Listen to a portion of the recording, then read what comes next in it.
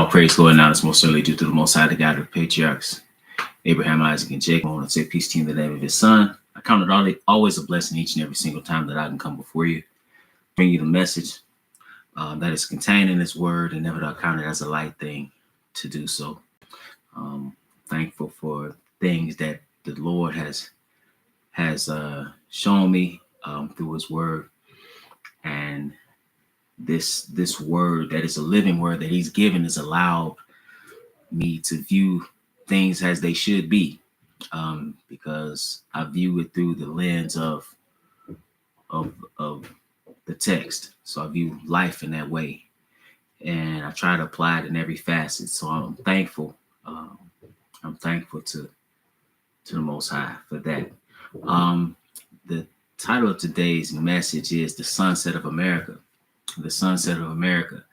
And what really got me to thinking about this is actually something that I've been preaching recently in the last few years. But then, just you see certain things that really puts it on your mind and puts things into perspective.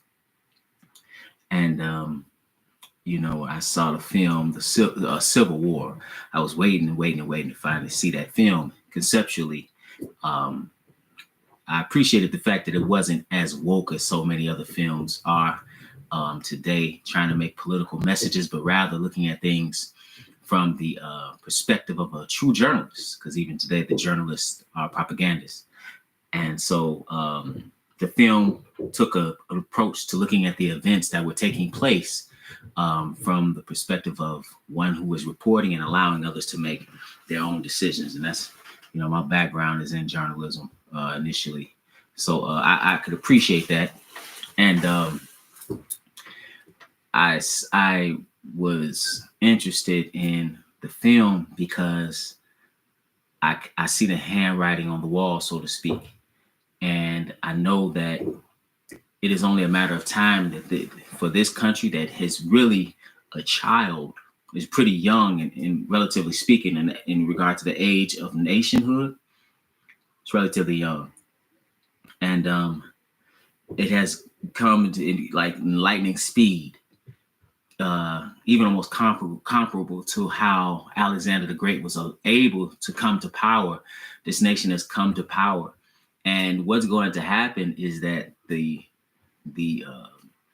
position that this country is in, as a world power, that time is going to be over.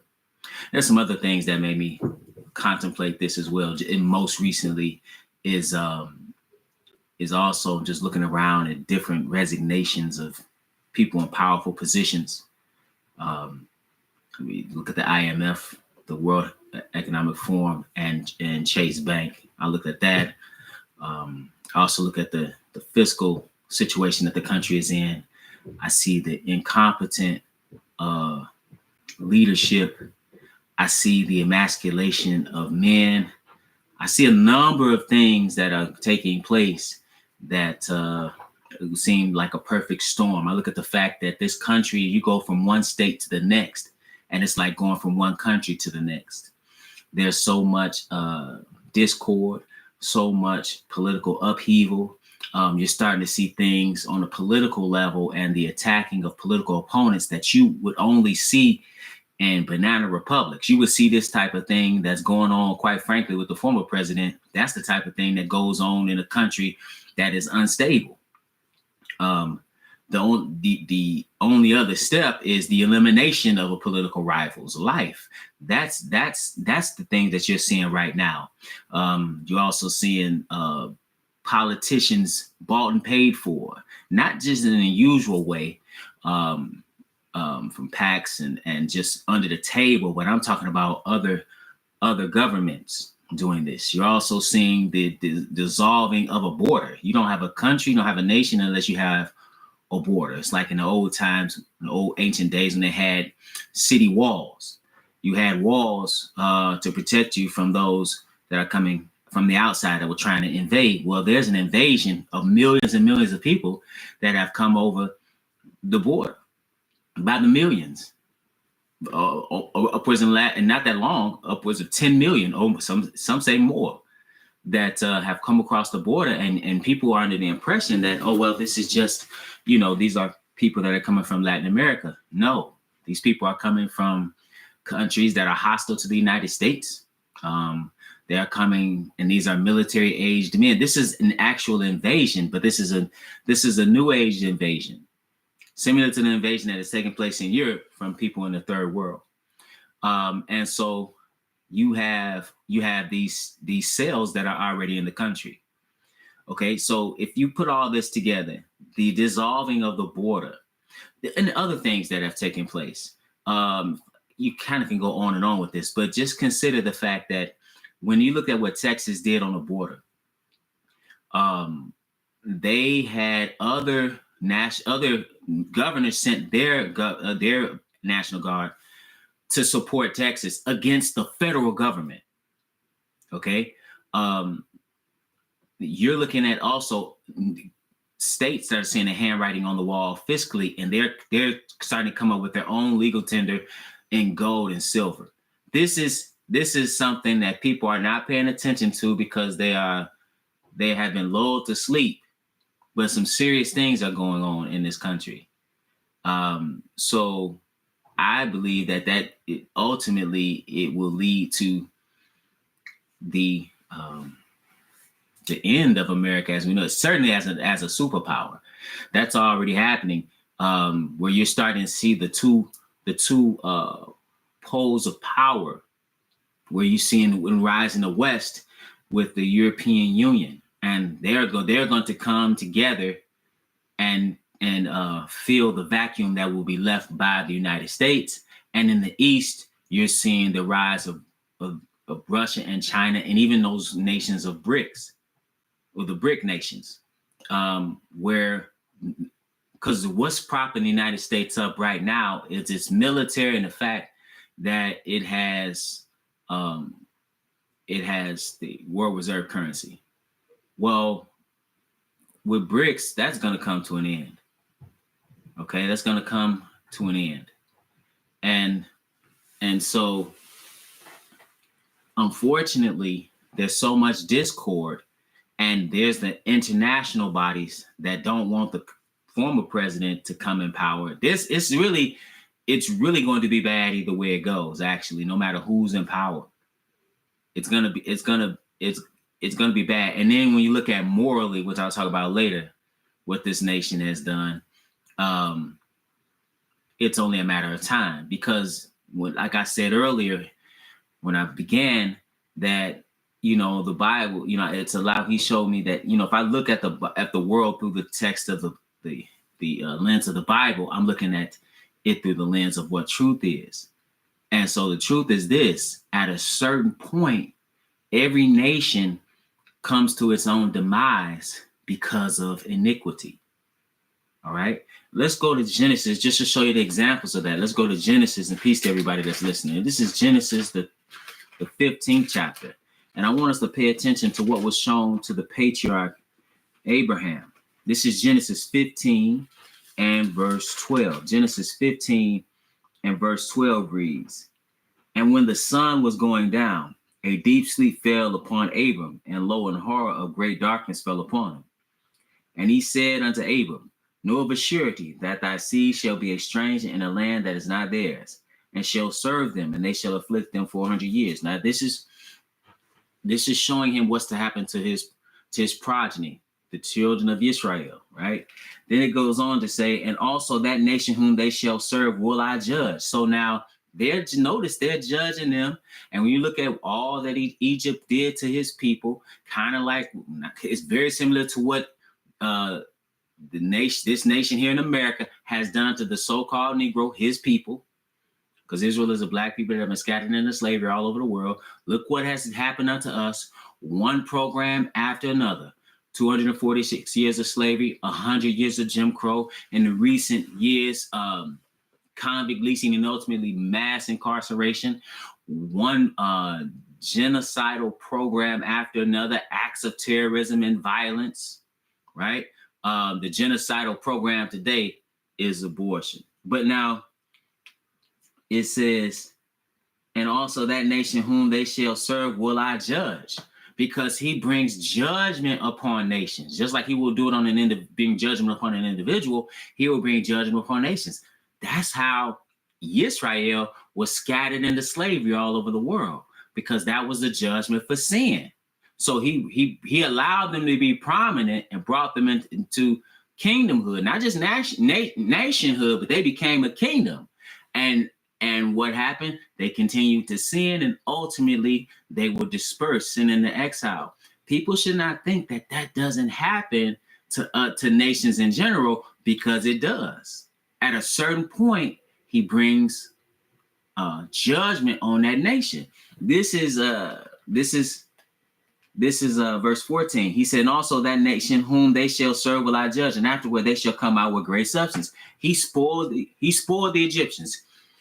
They came, as Israel left, they took the Egyptians' jewels and wealth.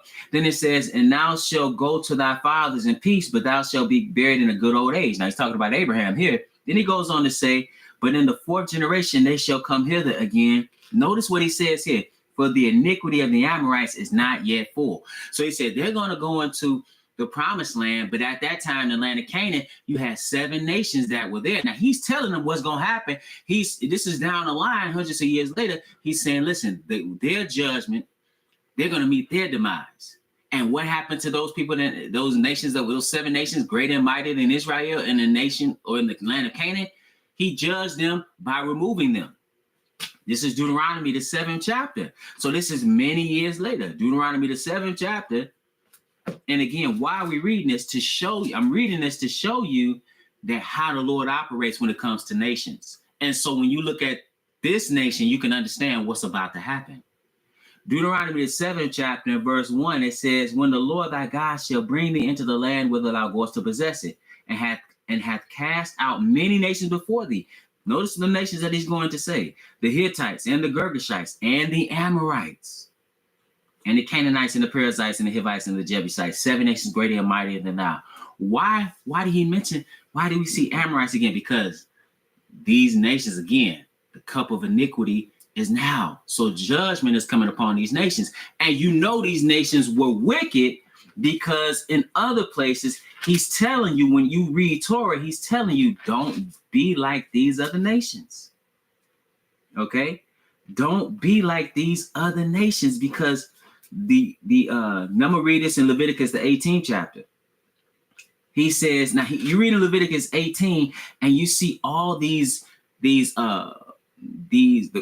sexual immorality, the sexual immorality and the acts that you shouldn't engage in, right?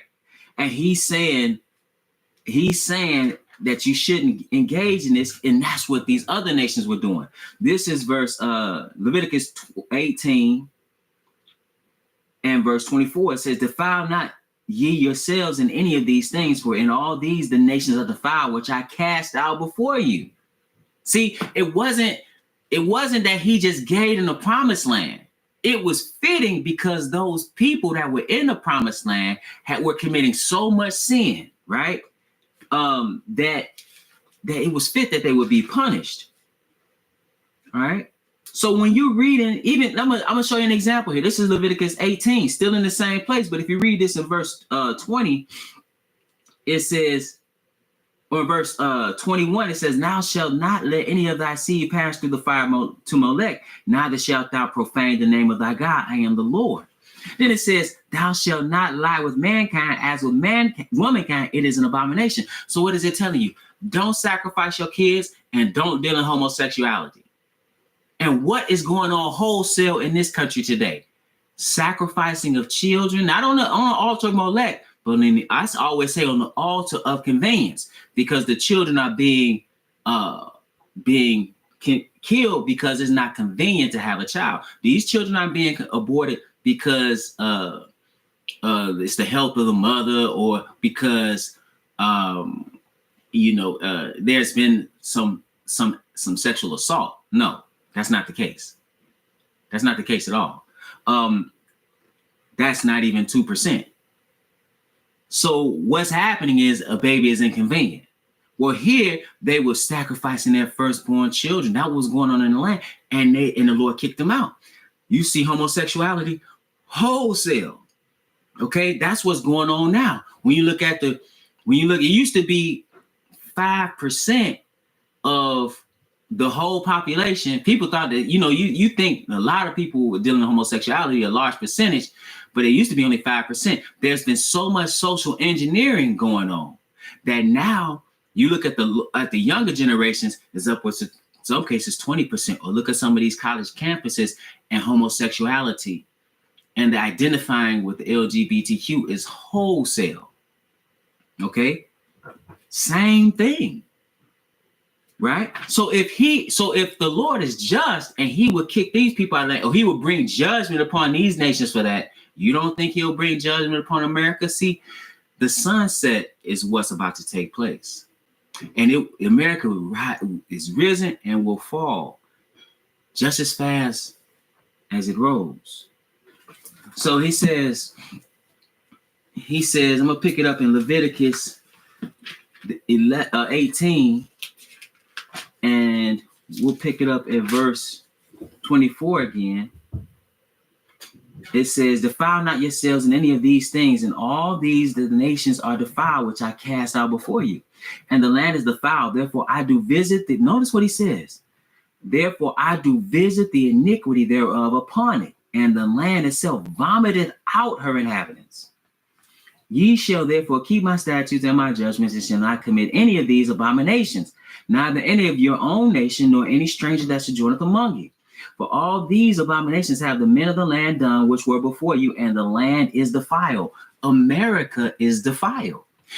People, particularly in the East, in the Arabic countries, people don't understand in the Eastern traditional countries why they hate the United States so much. In addition to American intervention and theft of resources, it is because the culture is transmitted from American culture, with all the sexual debauchery and immorality, is exported all throughout the world through media. This is why, you see it in music, you see it in film. These things go international, and these oftentimes are antithetical to their way of life. Now, granted, they're worshiping a false god. However, there are certain things that they hold on to that are actually closer to what is moral than what's going on here.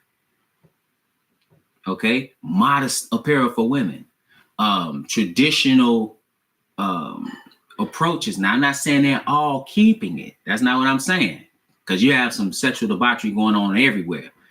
But it is closer to what's actually moral than what's going on in the United States.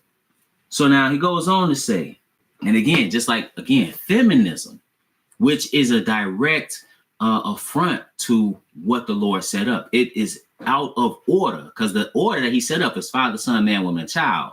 Feminism says, actually, in the most radical forms of feminism, it removes the man altogether.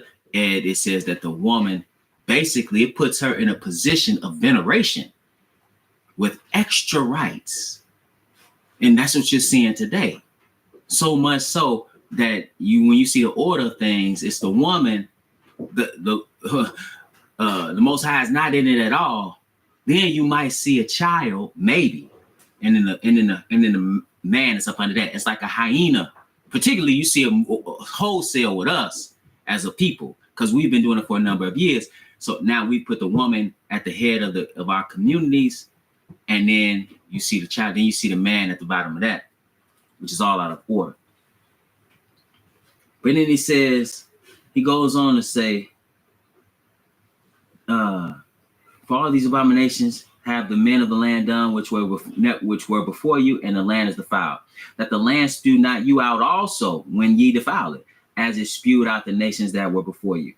For whosoever shall commit any of these abominations, even the souls that commit them shall be cut off from among their people. Therefore shall ye keep mine ordinance, that ye commit not any one of these abominable customs which were committed before you, and that ye defile not yourselves therein. I am the Lord your God. And what happened? We did that, and he sent us into slavery by way of slave ships. It tells you that in Deuteronomy 28th chapter. But now, this is the standard operating procedure. When how the Lord operates, when you get out of pocket so much, you are removed. That's what happens to you. You are removed. Let's pick it up at Daniel and see another example of this. This is Daniel, the 2nd chapter. And so that's just Nebuchadnezzar has a dream, right? He has a dream of this great image or statue, and but he's forgotten the dream. So he wants to know the dream and the interpretation thereof, and none of the wise men and any of the Chaldeans, anybody can tell him. So he has to go get the ones that the Lord is dealing with. He has to go get Daniel. And the Lord manifests it or he shows it unto Daniel, and Daniel tells him the dream and the interpretation. So he says in verse 31, thou, O king, sawest and behold, I'm in Daniel 2 and 31. And thou, O king, sawest and behold a great image. This great image, whose brightness was excellent, stood before thee, and the form thereof was terrible. This image's head was of fine gold, his breast and his arms of silver, his belly and his thighs of brass, his legs of iron, his feet part of iron and part of clay. Thou sawest till that a stone was cut out with our hands, which smote the image upon his feet that were on the iron and clay, and break them to pieces. And he said, then was the iron and the clay and the brass and the silver and the gold broken to pieces together, and became like the chaff of the summer threshing floors. And the wind carried them away, that no place was found for them. And the stone that smote the image became a great mountain and filled the whole earth. So now what is that talking about? Well, he's going to tell him. Verse 36, this is the dream, and we will tell the interpretation thereof before the king. Thou, because he's talking about Hananiah, Mishael, and Azariah, because they were going to kill all of them that were brought into that. They actually were brought in. They were of the monarchy. They were like a royal lineage, and they were brought in exile into Babylon as children, renamed, right, given other names to serve the government, just like Negroes have been brought here today. And that's just a side note. That's how education is used. The highest, the best achieving in education become the best servants for the American social order amongst us, right? It's all used to serve. So as we often talk about the first Negro to do this and the first Negro to do that, we should add the first Negro to do this in service of the American social order, because that's how that actually works. So much so that we've actually lost our own identity, right? Much of that was cut off from us. So we've lost our own identity, and we're not serving it from the position of our own nationhood, but rather we are subjects unto America. But now it says in verse 36, this is the dream, and we will tell the interpretation thereof before the king. Thou, O king, art the king of kings, for the God of heaven hath given thee a kingdom. So the Lord gives the kingdom. He allows certain people to rule. Then he said power and strength and glory. Right. And he said, wheresoever the children, that's why he had even showed Nebuchadnezzar that he allowed him to rule. And someone said, well, I did a lesson the other day, said God, the God of this world is Satan. I did that on the Sabbath. Yes. And he's power behind these kingdoms, but the Lord is allowing that. You understand? So then it said, wheresoever the children of men dwell, the beasts of the field and the fowls of the heaven hath he given into thine hand, and hath made thee rule over them all. Thou art this head of gold. So the head of gold was who? It was Nebuchadnezzar, that represented Babylon. Then it said, and if you go through Western civilization, because these are the 4 Gentile dynasties or kingdoms, if you go through Western civilization, historically, you know who comes next. It says, and after, in verse 39, and after thee shall arise another kingdom inferior to thee, and another third kingdom of brass, which shall bear rule over all the earth. Okay, so now what did you have next? You had the Medo-Persians, right? After Babylon. Let's hold our finger here and go to Daniel, the 5th chapter. We're coming right back. Daniel, the 5th chapter, and we'll pick it up because his one of his descendants, you know, he was having a good time partying, thinking about his position, Belshazzar. And it says Belshazzar, I'm in Daniel 5:1. Belshazzar, the king, made a great feast to 1,000 of his lords and drank wine before the 1,000. Belshazzar, whilst he tasted the wine, commanded to bring the golden and silver vessels which his father Nebuchadnezzar, the one that Daniel was talking to in Daniel, the 2nd chapter, had taken out of the temple which was in Jerusalem, that the king and his princes and his wives and his concubines might drink therein. So they want to take the things out of that looted and plundered temple that was in Jerusalem, and they want to celebrate. their pomp, right? So he's got his princes and his wives and his concubines, and they all having a good time. Then they brought the golden vessels that were taken out of the temple of the house of God, which was at Jerusalem. And the king and his princes, his wives and his concubines drank in them. They drank wine and praised the gods of gold and of silver, of brass, of iron, of wood, and of stone. So they engaged in some false veneration and worship. And then it says, in the same hour came forth fingers of a man's hand, and wrote over against the candlestick upon the plaster of the wall of the king's palace. And the king saw the part of the hand that wrote. Now notice what happened when he saw this. It said, in the king's countenance was changed, and his thoughts troubled him, so that the joints of his loins were loosed, and his knees smote one against another, and he was shook.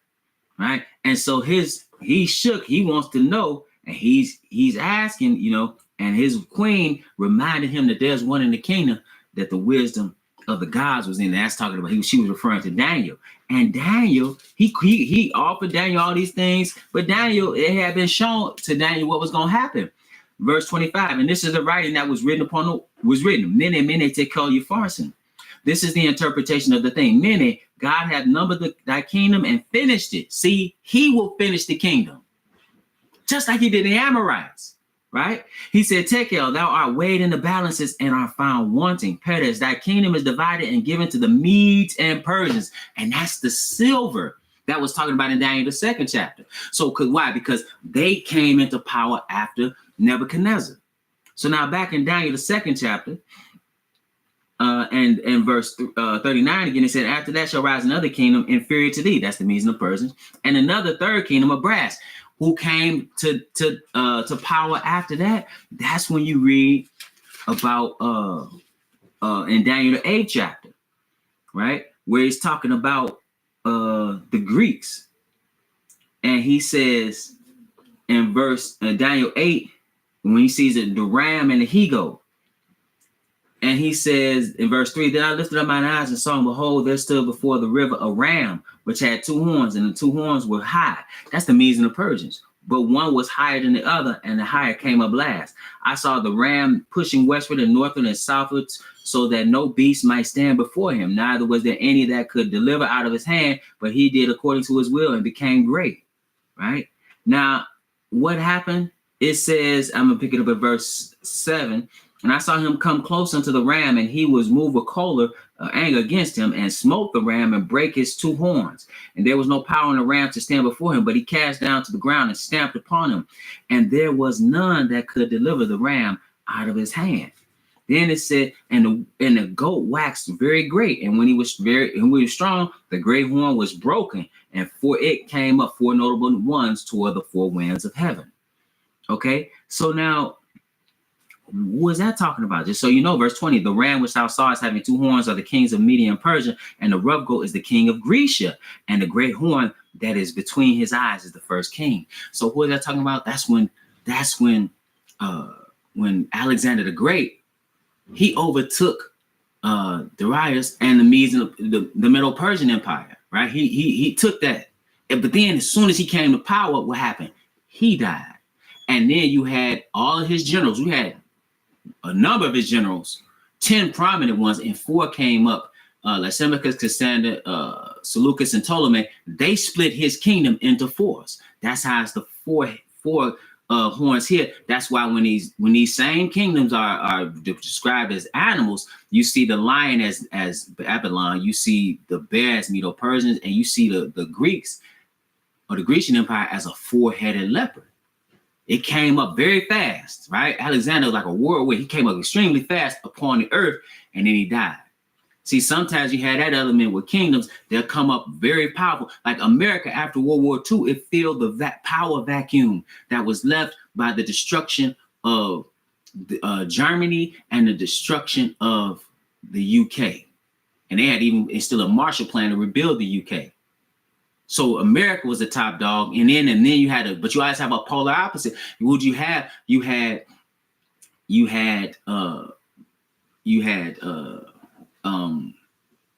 Russia really emerged, and China was, you had Mao eventually, right? And a great leap forward. And so now they're producing all of these things, but ultimately Russia, right? So America has been the top dog, but eventually it's going to come to an end, just like these came to an end.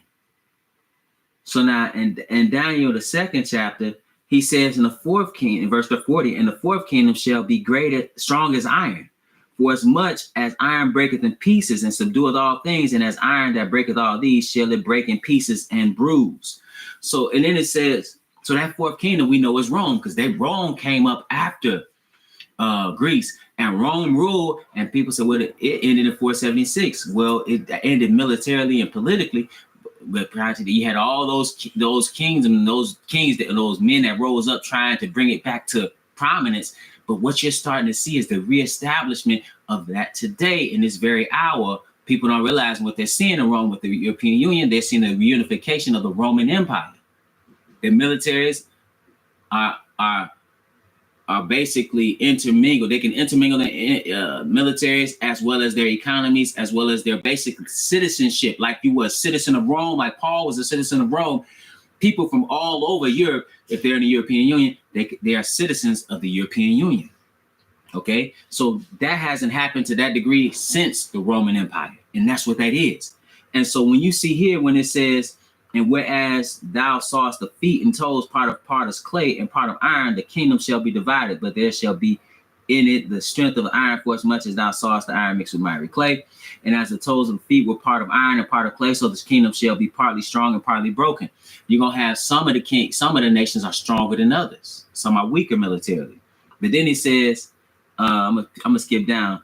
He said, and in those days, these kings shall the God of heaven set up a kingdom. See, you see how because one after the other, he removed these kingdoms, right? You saw what he did, specifically what he did to Belshazzar, and he says, your kingdom is given to the Medes and the Persians. That same thing is going to happen only when he returns. He's not going to pour out judgment upon one nation. He's going to pour out his judgment on this whole world. Okay? And who's in charge at that time? Well, let's go to Revelation, the 18th chapter. And it says in verse 4, and I heard another voice from heaven saying, come out of her, my people, that ye be not partakers of her sins, and that ye receive not of her plagues, for her sins have reached unto heaven, and God hath remembered her iniquities. He's talking about Babylon the Great. So what you see, because you've seen the reunification of the Roman Empire, and what came out of Rome is that spiritual system. The Roman Catholic Church was just a perpetuation of the Babylonian mystery spiritual system that began all the way back in the days of old. This is with Babylon, or Babel is where false worship began on this earth. Okay, we know that from the religious text as well as secular text, and indicates that. So that's what's going to rise once again, and that's going to be taken out. He's going to pour out judgment upon the whole world. And I'm pointing this out because one thing you don't see, and you know America's sunset is imminent, because you also, even though you're seeing all these things that are to take place in these last days, in addition to all of the turmoil that you are seeing in this country right now, right? And you people are uneasy because they know they're looking at gas prices. They're looking at the political situation.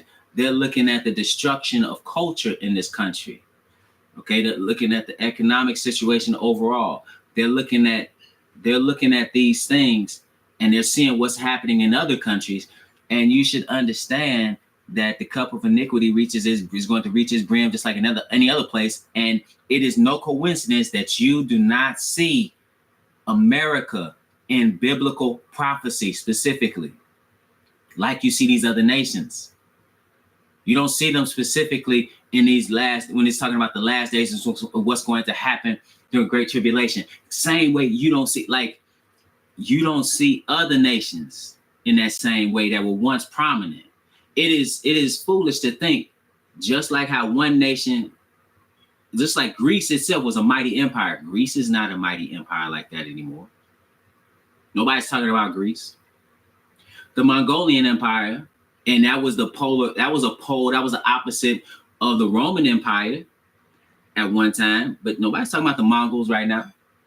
And Genghis Khan, nobody's talking about that. So Now, you should consider that in this country. So why should you consider that? Why do what has America done? Well,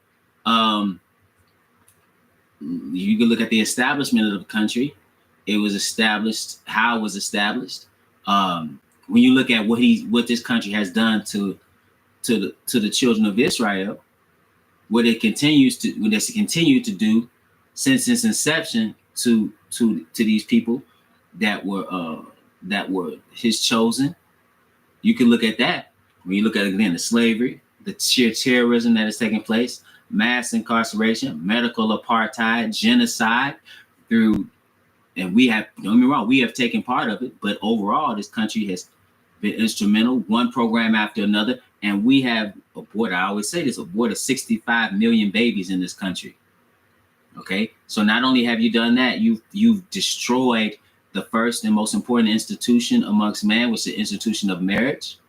That's been destroyed, which speaks to the immorality and moral decay of the country. The country is crumbling morally. I saw one groundskeeper in the area of the White House, and it was a woman, and she was dressed in like her uniform, and she was talking about how you look at the buildings, and this black mold is just growing uncontrollably. They don't know why it is. They can't deal with it. It's growing on all the buildings. That is symbolic, because the country is morally defunct. It's morally bankrupt, in no moral position to tell any other country on how to live. And they try to implement and bully countries into accepting birth control of various sorts and homosexuality in their countries in order to get U.S. aid. They in addition to, again, the pornography and the other forms of cultural debauchery that they exported from the United States into the rest of the known world, not to mention all the millions that have been killed through unjust wars and the toppling of governments, not to mention a government that is the epitome of hypocrisy through its justice system, which is racist, sexist, and classist, but it is seen as legitimate through simply power. It is not that it is so moral, because if you've ever had any interaction with the system, you know that that's not how things work. So when you look at what's happened, again, just look at what's going on with the children, the indoctrination of the children, the removal of any semblance of biblical principles from the school curriculums and from schools in general, and that being replaced with the LGBTQ curriculum, transgender curriculum, and social conditioning and engineering, I should say. That is, or even the butchering of children or people and children as a whole. Again, this is a morally defunct culture, and it's just a matter of time, and you're starting to see it already. So as he said in one place, we talk about Babylon, that same premise is, he said, come out of her, my people. Spiritually speaking, we must come out of this false system, and spiritually speaking, we must turn back to the Lord while this world does what it's going to do. We must turn back to him, because America, the sunset, ultimately is imminent. It's at hand. And with that, brothers and sisters, so it's my prayer that you are edified.